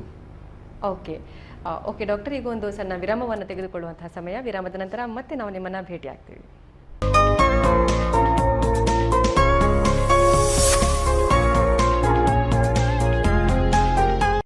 ವೀಕ್ಷಕರೇ, ವಿರಾಮದ ನಂತರ ಮತ್ತೆ ಆರೋಗ್ಯ ಸ್ಪರ್ಶ ನೇರ ಪ್ರಸಾರ ಕಾರ್ಯಕ್ರಮಕ್ಕೆ ನಿಮಗೆಲ್ಲರಿಗೂ ಆತ್ಮೀಯವಾದ ಸ್ವಾಗತ. ನಮ್ಮ ಜೊತೆಗಿದ್ದರೆ ಡಾಕ್ಟರ್ ಸಚ್ಚಿದಾನಂದ ರೈ. ಡಾಕ್ಟರ್, ನೀವು ಜಾಯಿಂಟ್ ರೀಪ್ಲೇಸ್ಮೆಂಟ್ ಸರ್ಜರಿ ಬಗ್ಗೆ ಮಾತಾಡ್ತಾ ಇದ್ರಿ, ಸೊ ಅದರ ಬಗ್ಗೆ ಏನು ಹೇಳ್ತೀರಾ? ಜಾಯಿಂಟ್ ರೀಪ್ಲೇಸ್ಮೆಂಟ್ ಸರ್ಜರಿ ಅಂದರೆ ಆ್ಯಕ್ಚುಲಿ ನಮ್ಮ ಡ್ಯಾಮೇಜ್ ಆದನ್ನು ಜಾಯಿಂಟನ್ನು ಆರ್ಟಿಫಿಷಿಯಲ್ ಜಾಯಿಂಟ್ಸಲ್ಲಿ ನಾವು ಅದನ್ನು ರೀಪ್ಲೇಸ್ ಮಾಡ್ತೇವೆ. ಓಕೆ, ಮುಖ್ಯವಾಗಿ ನಮ್ಮ ದೇಶದಲ್ಲಿ ಹೆಚ್ಚಾಗಿ ನೀ ರೀಪ್ಲೇಸ್ಮೆಂಟ್ಸ್ಗಳು ತುಂಬ ಕಾಮನ್. ಅದಲ್ಲದೆ ಬೇರೆ ಗಂಟುಗಳನ್ನು ಸಹ ರಿಪ್ಲೇಸ್ಮೆಂಟ್ ಮಾಡ್ತೇವೆ. ಹಿಪ್ ಜಾಯಿಂಟ್ ಇರ್ಬೋದು, ಅಥವಾ ಶೋಲ್ಡರ್ ಜಾಯಿಂಟ್ ಇರ್ಬೋದು, ಅಥವಾ ಕೈಯ ಚಿಕ್ಕ ಚಿಕ್ಕ ಬೆರಳುಗಳ ಜಾಯಿಂಟ್ಸ್ ಇರ್ಬೋದು, ಎಲ್ಬೋ ಜಾಯಿಂಟ್ಸ್, ಯಾವುದು ದೇಹದಲ್ಲಿ ಯಾವುದು ಗಂಟುಗಳಿದೆ ಅದನ್ನೆಲ್ಲ ನಾವು ರಿಪ್ಲೇಸ್ ಮಾಡ್ಬೋದು. ಡ್ಯಾಮೇಜ್ ಆದ ಜಾಯಿಂಟ್ಗಳನ್ನು ಅದಕ್ಕೆ ಅವಕಾಶಗಳು ಇರ್ತವೆ. ಓಕೆ, ಸೊ ಈ ಜಾಯಿಂಟ್ ರೀಪ್ಲೇಸ್ಮೆಂಟ್ ಮಾಡಬೇಕಿದ್ರೆ ಅಲ್ಲಿ ಯಾವೆಲ್ಲ ಮೆಟೀರಿಯಲ್ಸ್ ಅನ್ನು ಯೂಸ್ ಮಾಡ್ತಾರೆ? ಯೂಶಲಿ ಅದಕ್ಕೆ ಸ್ಟೇನ್ಲೆಸ್ ಸ್ಟೀಲ್ ಮೆಟೀರಿಯಲ್ಸ್ ಅಥವಾ ಟೈಟಾನಿಯಂ ಮೆಟೀರಿಯಲ್ಸ್ ಅಂತ ಇರ್ತದೆ. ಇದು ಸಾಮಾನ್ಯವಾಗಿ ಅದು 2 ಭಾಗಗಳಿರ್ತವೆ ಅದರಲ್ಲಿ. ಒಂದು ಮೇಲಿನ ಗಂಟು ಮತ್ತು ಮೇಲಿನ ಎಲುಬು ಮತ್ತು ಕೆಳಗಿನ ಎಲುಬು. ಈಗ ನಮ್ಮ ಮೊಣಗಂಟು ತಗೊಂಡ್ರೆ ಅದನ್ನೊಂದು ಫೀಮರ್ ಅಂತ ಹೇಳ್ತೇವೆ, ಇನ್ನೊಂದು ಟಿಬಿಯಾ ಅಂತ ಹೇಳ್ತೇವೆ. ಒಂದು ಭಾಗಕ್ಕೆ ನಾವು ಅದಕ್ಕೆ ಈ ಮೆಟಲ್ ಭಾಗವನ್ನು ಹಾಕಿ, ಇನ್ನೊಂದಕ್ಕೆ ಈ ಪಾಲಿ ಅಂತ ಹೇಳ್ತೇವೆ, ಇದನ್ನು ಹಾಕೊಂಡು ಮಾಡುವಂತಹ ಒಂದು ಇದು. ಇದರಲ್ಲೆಲ್ಲ ವಿಧ ವಿಧವಾದಂಥ ಮೆಟೀರಿಯಲ್ಗಳು ಇರ್ತವೆ. ಸಾಮಾನ್ಯವಾಗಿ ಇದು ಸ್ಟೀಲ್ ಜಾಸ್ತಿ ಪ್ರಿಫರ್ ಮಾಡ್ತೀರಾ ನೀವು. ಸೊ ಒನ್ಸ್ ಆಫ್ಟರ್ ರಿಪ್ಲೇಸ್ಮೆಂಟ್ ಅದೇನಿದೆ, ಇಟ್ಸ್ ಆರ್ಟಿಫಿಷಿಯಲ್ ಥಿಂಗ್. ಸೊ ಅದಾದ್ಮೇಲೆ ಹೇಗೆ ನಾರ್ಮಲ್ ಆಗಿ ನಾವು ಹೀಗೆ ನಡೆದಾಡ್ಕೊಂಡಿದ್ದಾಗೆ ಅವರಿಗೆ ಸಹಜವಾಗಿ ನಡೆಯೋದಕ್ಕೆಲ್ಲ ಆಗುತ್ತಾ? ಸಾಮಾನ್ಯವಾಗಿ ಈ ಸರ್ಜರಿ ಆದಮೇಲೆ ಯೂಶಲಿ ನಾವು ಸೆಕೆಂಡ್ ಥರ್ಡ್ ಡೇ ಅವರನ್ನು ನಡೆಸಲಿಕ್ಕೆ ಶುರು ಮಾಡ್ತೇವೆ. ಸಾಮಾನ್ಯವಾಗಿ 1-2 ವಾರ 3 ವಾರ ಬಿಟ್ಟ ಮೇಲೆ ಸಹಜವಾಗಿ ಯಾರ ಸಹಾಯ ಇಲ್ಲದೆ ನಡಿಲಿಕ್ಕೆ ಆಗ್ತದೆ. ಸೊ ಒಂದ್ಸಲ ಜಾಯಿಂಟ್ ರೀಪ್ಲೇಸ್ಮೆಂಟ್ ಆದಮೇಲೆ ಅವರು ಎಷ್ಟು ಸಮಯದವರೆಗೆ ವಿಶ್ರಾಂತಿ ತಗೊಳ್ಬೇಕು ಮತ್ತು ಯಾವಾಗದಿಂದ ನಡೆಯೋದಕ್ಕೆ ಅವರು ಶುರು ಮಾಡಬೇಕು? ಅದೇ ಸಾಮಾನ್ಯವಾಗಿ ನಾವು ಸೆಕೆಂಡ್ ಡೇ ಅವರನ್ನು ನಡೆಸಲಿಕ್ಕೆ ಫಸ್ಟ್ ಡೇನೇ ಅವರಿಗೆ ಬೆಡ್ನಲ್ಲಿ ಅವರ ಕಾಲನ್ನು ಮಡಚೋದು ಅಂತದನ್ನೆಲ್ಲ ಎಕ್ಸಸೈಸ್ ಹೇಳಿಕೊಡ್ತೇವೆ. ಸಾಮಾನ್ಯವಾಗಿ ಸೆಕೆಂಡ್ ಡೇ ಆನ್ವರ್ಡ್ಸ್ ಅವರನ್ನು ನಾವು ನಡೆಯುವ ವಾಕರ್ ಅಥವಾ ಅದರ ವಾಕಿಂಗ್ ಹೇಡ್ ಥರ ಕೊಟ್ಟು ಏನಾದರೂ ವಾಕಿಂಗ್ ಸ್ಟಾರ್ಟ್ ಮಾಡಿಸ್ತೇವೆ. ಈಗ ಮೇನ್ಲಿ ನಾನು ಮಾತಾಡೋದಿರೋದು ಮೊಣಗಂಟಿನ ಬಗ್ಗೆ. ಹೆಚ್ಚಾಗಿ ನಾವು ಸರ್ವೇ ಸಾಮಾನ್ಯವಾಗಿ ಇಲ್ಲಿ ನಮ್ಮ ದೇಶದಲ್ಲಿ ಕಾಣಲಿಕ್ಕೆ ಸಿರೋದು ಮೊಣಗಂಟಿನ. ಸೆಕೆಂಡ್ ಡೇ ಆನ್ವರ್ಡ್ಸ್ ಅವರನ್ನು ಇದು ಮಾಡ್ತೇವೆ. ಯೂಶಲಿ ಬೈ 12th ಡೇ ನಾವು ಸ್ಟಿಚ್ ತೆಗಿತೀವಿ. ಸ್ಟಿಚ್ ತೆಗೆಯೋ ತನಕ ಅವರು ಸ್ವಲ್ಪ ಜಾಗೃತಿ ಆಗಿರಬೇಕು, ಗಾಯ ಒದ್ದೆ ಆಗದಾಗಿ ಸ್ವಲ್ಪ ನೋಡ್ಕೊಂಡಿರಬೇಕು. ನಮ್ಮ ದೇಶದಲ್ಲಿ ಈಗ ಮೋರ್ ದೆನ್ 1 lakh ಸರ್ಜರಿ ವರ್ಷಕ್ಕೆ ಆಗ್ತಾ ಉಂಟು. ನೀ ರಿಪ್ಲೇಸ್ಮೆಂಟ್ ಸರ್ಜರಿಗಳು ಆಗ್ತಾ ಉಂಟು. ಈ ನೀ ರಿಪ್ಲೇಸ್ಮೆಂಟ್ಗೆ ಏನಾದರೂ ವಯಸ್ಸಿನ ಮಿತಿ ಇದೆಯಾ? ಯೂಶಲಿ ನಾವು 60 years ಆದಮೇಲೆ ಈ ಸರ್ಜರಿಗಳನ್ನು ಪೇಷಂಟ್ಗಳಿಗೆ ಹೇಳೋದು. ಆದರೆ ಚಿಕ್ಕ ವಯಸ್ಸಿನಲ್ಲಿ ತುಂಬ ಡ್ಯಾಮೇಜ್ ಆಗಿ ಗಂಟು ತುಂಬ ವಿಪರೀತ ನೋವಿದ್ದವರಿಗೆ ಓಡಾಡಲಿಕ್ಕೆ ಆಗೋದಿಲ್ಲ, ಸ್ವಲ್ಪನೂ ಓಡಾಡಲಿಕ್ಕೆ ಆಗೋದಿಲ್ಲ ಅಂತ ಪರಿಸ್ಥಿತಿಯಲ್ಲಿ ನೋವನ್ನು ಕಮ್ಮಿ ಮಾಡಲಿಕ್ಕೋಸ್ಕರ ಮತ್ತು ಡಿಫಾರ್ಮಿಟಿ ಕಮ್ಮಿ ಮಾಡಲಿಕ್ಕೋಸ್ಕರ ಅವರನ್ನು ನಾವು ಮೊದಲು ಸರ್ಜರಿ ಮಾಡುವ ಚಾನ್ಸಸ್ ಇದೆ. ಯೂಶಲಿ ಇದರ ಲೈಫ್ ಸ್ಪ್ಯಾನ್ ಇರೋದು ಒಂದು 15 to 20 years ಅಂತ. ಸೊ ನಾವು ಒಂದು 60 years ಯಾಕೆ ಅಂತ ಹೇಳಿದ್ರೆ ಒಬ್ಬ ಮನುಷ್ಯ 80 ವರ್ಷ ತನಕ 80 ವರ್ಷ ತನಕ ಬದುಕ್ತಾನೆ ಅಂತೇಳಿ ಬಿಟ್ಟು, ಅದಕ್ಕೋಸ್ಕರ ನಾವು ಒಂದು 60 years ಆದಮೇಲೆ ಅವರಿಗೆ ನಾವು ಈ ಸರ್ಜರಿ ಬಗ್ಗೆ ಅಡ್ವೈಸ್ ಮಾಡ್ತೀರಿ. ಇನ್ ಕೇಸ್ ಯಂಗ್ಸ್ಟರ್ ಅಲ್ಲಿ ಈ ತರ ರಿಪ್ಲೇಸ್ಮೆಂಟ್ ಮಾಡಬೇಕಾಯ್ತು ಅನಿವಾರ್ಯ ಕಾರಣಗಳಿಂದ, ಸೊ ಅವಾಗ ಆಫ್ಟರ್ 15-20 years ಮತ್ತೆ ರಿವಿಷನ್ ಸರ್ಜರಿ ಅಂತ ಹೇಳ್ತೇವೆ ಆ ಸಮಯದಲ್ಲಿ. ಒಂದು ವೇಳೆ 20 ವರ್ಷ ಆದ್ಮೇಲೆ ಅದು ನಾವು ಹಾಕಿದಂತಹ ಅಲ್ಲಿ ಸ್ವಲ್ಪ ಲೂಸ್ ಆಗೋ ಚಾನ್ಸಸ್ ಜಾಸ್ತಿ ಇರ್ತದೆ, ಅಥವಾ ಏನಾದರೂ ಇನ್ಫೆಕ್ಷನ್ ಏನಾದರೆ ಆ ಟೈಮ್ನಲ್ಲಿ ಅದು ಲೂಸ್ ಆಗಿ ಮತ್ತೆ ಇನ್ನೊಂದು ಸರ್ಜರಿ ಅವಕಾಶತೆ ಬರ್ಬೋದು. ಓಕೆ, ಸೊ ಈ ಜಾಯಿಂಟ್ ರಿಪ್ಲೇಸ್ಮೆಂಟ್ ಮಾಡೋದ್ರಿಂದ ಏನೆಲ್ಲ ಲಾಭ ಇದೆ? ಅವರು ಯೂಶುವಲಿ ನಮ್ಮ ಒಂದು ಪೇನ್ ನೋವು ಕಂಪ್ಲೀಟ್ ಹೋಗ್ತದೆ ಅವರಿಗೆ. ಮತ್ತೊಂದು ಅವರಿಗೆ ಏನಾದರೂ ಡಿಫಾರ್ಮಿಟೀಸ್ ಇದ್ರೆ ಕೆಲವು ಮಟ್ಟಿಗೆ ಅದನ್ನು ಕರೆಕ್ಷನ್ ಮಾಡುವ ಸಾಧ್ಯತೆ. ನೀವು ನೋಡಿರ್ಬೋದು, ಕೆಲವರ ಕಾಲೆಲ್ಲ ಸುಟ್ಟಾಗಿರ್ತದೆ, ಅದನ್ನು ಸರ್ಜರಿ ಮಾಡಿದ ಮೇಲೆ ಅದನ್ನು ನೇರ ಆಗುವ ಸಾಧ್ಯತೆಗಳೆಲ್ಲ ಇರುತ್ತೆ. ಓಕೆ, ಸೊ ಈ ಜಾಯಿಂಟ್ ರಿಪ್ಲೇಸ್ಮೆಂಟ್ ಮಾಡಬೇಕಿದ್ರೆ ಇದಕ್ಕೆ ತಗುಲುವಂತಹ ಖರ್ಚು ವೆಚ್ಚಗಳ ಬಗ್ಗೆ ಹೇಳ್ತೀರಾ ಡಾಕ್ಟರ್? ಅದು ಆ್ಯಕ್ಚುಲಿ ಹಾಸ್ಪಿಟಲ್ ವೇರಿ ಆಗ್ತದೆ. ಯೂಶುವಲಿ ಮೊದಲೆಲ್ಲ ಇಂಪ್ಲಾಂಟ್ ಕಾಸ್ಟ್ ಎಲ್ಲ ಜಾಸ್ತಿ ಇತ್ತು, ಈಗ ಸ್ವಲ್ಪ ಕಮ್ಮಿ ಮಾಡಿದ್ದಾರೆ. ಅದರಿಂದಾಗಿ ಸಾಧಾರಣ 1.5 ಲಕ್ಷದಿಂದ 2 ಲಕ್ಷ ತನಕ ನಮ್ಮ ಮಂಗಳೂರು ಕಡೆ ಎಲ್ಲ ರೇಟ್ನಲ್ಲಿ ಆಗ್ಬೋದು, ವೇರಿ ಆಗ್ಬೋದು. ಸೊ ನಮ್ಮ ಪ್ರಧಾನಮಂತ್ರಿ ಮೋದಿ ಅವರು ಈಗ ಹೊಸತಾಗಿ ಒಂದು ಇಂಪ್ಲಾಂಟ್ ಬಗ್ಗೆ ಕೆಲವೊಂದು ಅವರು ಮೆಷರ್ಸ್ ಅನ್ನ ತಂದಿದ್ದಾರೆ. ಸೊ ಹಾಗಿರುವಾಗ ಈ ಜಾಯಿಂಟ್ ರಿಪ್ಲೇಸ್ಮೆಂಟ್ ಆದಂತ ಸಂದರ್ಭದಲ್ಲಿ ಇನ್ಶೂರೆನ್ಸ್ ಆಗಿರ್ಬೋದು ಅಥವಾ ESI ಮೂಲಕ ಜನರು ಕ್ಲೇಮ್ ಮಾಡುವಂತ ಅವಕಾಶ, ಅದರ ಲಾಭ ಪಡಿಬಹುದಾ? ESI ಅಲ್ಲಿಯೂ ಇದಕ್ಕೆ ಅವಕಾಶಗಳು ಸಿಗ್ತದೆ, ಮಾಡ್ಬೋದು. ಇನ್ಶೂರೆನ್ಸ್ ಅವರು ಅದಕ್ಕೆ ಅದು ಪ್ರೀ ಎಕ್ಸಿಸ್ಟಿಂಗ್ ಡಿಸೀಸ್ ಅಂತ ಏನು ಕರಿತೇವೆ. Usually after 2 years even joint replacement ಸರ್ಜರಿನೂ ಇದಕ್ಕೆ ಇದು ಮಾಡ್ತಾರೆ. ಈಗ ಬಿಕಾಸ್ ಆಫ್ ಅದೇ ಪ್ರಧಾನಿಯವರು ಈಗ ರೇಟ್ ಕಡಿಮೆ ಮಾಡೋದ್ರಿಂದ ಇಂಪ್ಲಾಂಟ್ ಕಾಸ್ಟ್ ಸ್ವಲ್ಪ, ನೀ ರಿಪ್ಲೇಸ್ಮೆಂಟ್ ಕಾಸ್ಟ್ ಸ್ವಲ್ಪ ಕಮ್ಮಿ ಆಗ್ತಾ ಬಂದಿದೆ. ಓಕೆ ಡಾಕ್ಟರ್, ಸೊ ಈ ಇಂಪ್ಲಾಂಟ್ ಮಾಡುವಂಥ ಸಂದರ್ಭದಲ್ಲಿ ಅದು ಮಣಿಗಂಟಿಗೆ ಸಂಬಂಧಪಟ್ಟಂಥದ್ದು ಮಾತ್ರ ಸಮಸ್ಯೆಗೆ ಮಾಡುವಂಥದ್ದು ಅಥವಾ ದೇಹದ ಬೇರೆ ಯಾವುದಾದ್ರೂ ಭಾಗಕ್ಕೆ ಅದನ್ನು ಮಾಡ್ತಾರಾ? ಯಾವ ಗಂಟಿಗೂ ಬೇಕಾದ್ರೆ ನಾವು ರಿಪ್ಲೇಸ್ಮೆಂಟ್ ಮಾಡ್ಬೋದು, ಬಟ್ ಮೇಯ್ನ್ ಆಗಿ ನಮ್ಮ ದೇಶದಲ್ಲಿ ಹಿಪ್ ಮತ್ತು ನೀ ಅದು ಸಾಮಾನ್ಯವಾಗಿ ಮಾಡುವಂತಹ ಇದು ಪ್ರಕ್ರಿಯೆ. ಓಕೆ, ಸೊ ಈ ಜಾಯಿಂಟ್ ರಿಪ್ಲೇಸ್ಮೆಂಟ್ ಚಿಕಿತ್ಸೆಯ ಪ್ರೊಸೀಜರ್ ಯಾವ ರೀತಿ ಇರುತ್ತೆ ಡಾಕ್ಟರ್? ಯೂಶುವಲಿ ಇದು 45 to ಈಗ ನೀ ರಿಪ್ಲೇಸ್ಮೆಂಟ್ ಆದರೆ ಒಂದು 45 to 1 hour ಪ್ರೊಸೀಜರ್ ಅದು ಆ್ಯಕ್ಚುಲಿ. ಓಕೆ, ಬಟ್ ನಾವು ಈ ಆಗಲೇ ಹೇಳಿದಾಗೆಲ್ಲ ಇದು ಒಂದು ನಮ್ಮ ನೀ ಜಾಯಿಂಟ್ ಅಂತ ತಿಳ್ಕೊಂಡ್ರೆ, ಮೊಣಗಂಟು ಅಂತ ತಿಳ್ಕೊಂಡ್ರೆ, ಇದರಲ್ಲಿ 2 ಭಾಗಗಳು ಇರ್ತದೆ. ಇದು ಮೇಲಿನ ಎಲುಬು, ಇದಕ್ಕೆ ನಾವು ಫೀಮರ್ ಅಂತ ಕರಿತೇವೆ. ಇದು ಕೆಳಗಿನ ಎಲುಬು, ಇದಕ್ಕೆ ಟಿಬಿಯಾ ಅಂತ ಕರಿತೇವೆ. ಯೂಶುವಲಿ ಇದು ಡ್ಯಾಮೇಜ್ ಅದು, ಇದು ಕೆಂಪೆಲ್ಲ ಕಾಣ್ತದಲ್ಲ, ಇದೆಲ್ಲ ಯೂಶುವಲಿ ಡ್ಯಾಮೇಜ್ ಆದಂತಹ ಪಾರ್ಟ್ಗಳಿದು. So what we do is, ನಾವು ಈ ಡ್ಯಾಮೇಜ್ ಆದ ಪಾರ್ಟ್ಗಳನ್ನು ತೆಗೆದು ಅದಕ್ಕೆ ಬೇಕಾದಂತಹ ಒಂದು, ಹಾಗೂ ಅದೇ ರೀತಿಯಲ್ಲಿ ಈ ಕಾಲ ಭಾಗದಲ್ಲಿ ಇರುವಂತಹ ಡ್ಯಾಮೇಜ್ ಆದ ಪಾರ್ಟ್ಗಳನ್ನು ತೆಗೆದು ಇದಕ್ಕೆ ನಾವು ಬೇಕಾದಂತಹ ಸ್ಟೀಲಿದ್ದು ಇಂಪ್ಲಾಂಟನ್ನು ನಾವು ಯೂಶುವಲಿ ಇದನ್ನು ಫಿಕ್ಸ್ ಮಾಡ್ತೇವೆ ನಾವು. ಅದೇ ರೀತಿ ಈ ಪ್ರೊಸೀಜರ್ ಇರ್ಬೋದು. ಈಗ ಏನಾಗ್ತದೆ, ಈಗ ಆ ಸವೆದೋದ ಪಾರ್ಟ್ಗಳೆಲ್ಲ ಹೋಗಿದೆ. ಈಗ usually this is A new joint. ಹಾಗೆ ಆಗ ಅವರಿಗೆ ನಾವು ಈಗ ಮೊದಲಿನಾಗೆ ಹೇಗೆ ಡ್ಯಾಮೇಜ್ ಆಗಿದ್ದ ಹೋದ್ಮೇಲೆ ಹೇಗೆ ಮೊದಲಿನಾಗಿರ್ತದೆ ಹಾಗೆ ಅವರಿಗೆ ಕಾಲನ್ನೆಲ್ಲ ಮಡಿಸಿ ನಡೆದಾಡಲಿಕ್ಕೆಲ್ಲ ಆಗ್ತದೆ. ಓಕೆ, ಸೊ ಈ ನೀ ರಿಪ್ಲೇಸ್ಮೆಂಟ್ ಏನಿದೆ ಇದು ಎಷ್ಟು ಸಕ್ಸಸ್ಫುಲ್ ಆಗಿರುವಂತಹ ಒಂದು ಶಸ್ತ್ರಚಿಕಿತ್ಸೆ ಆಗಿದೆ ಇದು? ಈಗ ಸಾಧಾರಣ 95 to 100 ಆಲ್ಮೋಸ್ಟ್ 99% ಸಕ್ಸಸ್ಫುಲ್ ಅಂತ ಹೇಳ್ಬೋದು. ಎಲ್ಲ ಸರ್ಜರಿಗಳಿಗೂ ಅದರದೇ ಒಂದು ಕಾಂಪ್ಲಿಕೇಶನ್ಸ್ ಅಂತ ಇರ್ತದೆ, ಯಾವುದ್ರಲ್ಲೂ 100% ಅಂತ ಹೇಳಲಿಕ್ಕೆ ಆಗೋದಿಲ್ಲ. ಬಟ್ ಇದು ಈಗ 90 to 95% ಸಕ್ಸಸ್ ರೇಟ್ ಇದೆ.